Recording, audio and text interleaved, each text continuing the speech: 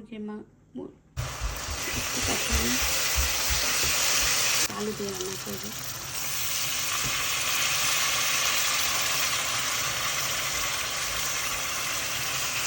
একটু গরম মশলা দিয়ে দিই, গ্যাসটাকে ঢাকা দিয়ে দিব। আর মুরগির মাংসটা খুবই মজা হয়েছে, এটা খেয়ে। এখানে চিকেন রান্না করতেছি।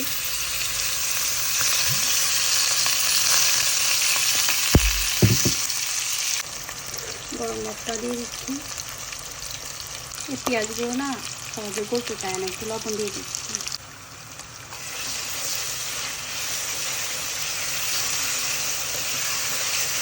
মশলাটাকে কষানো হলুদ দিয়ে দিচ্ছি, মরিচগুলো দিয়ে দিচ্ছি, একটু কষানো।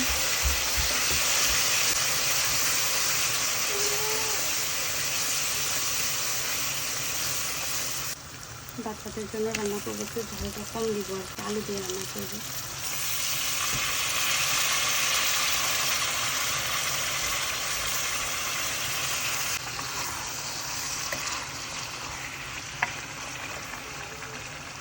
এখানে দুটো চিকেন, আলু দিয়ে দিব, একটু কষাই নিই, তারপরে একটু গরম মশলা দিয়ে দিই। মশলা করে নেড়ে ঢাকা দিয়ে দিব।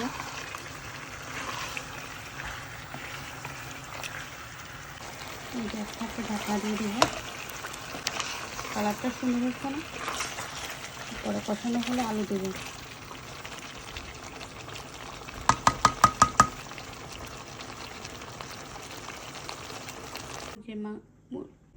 আর মুরগির মাংসটা খুবই মজা হয়েছে, এটা খেয়ে বলছে আর কি, খুবই মজা হয়েছে। এভাবে রান্না করলে বাচ্চারা বেশি পছন্দ করে, একটু ঝাল কম দিয়ে কাঁচামরিচ দিয়ে এটা বেশি পছন্দ করে ওরা। তো মুরগির মাংসটা বাচ্চাদের জন্যই রান্না করছি, সেজন্য একটু ঝালটা কম দিচ্ছি আর কি।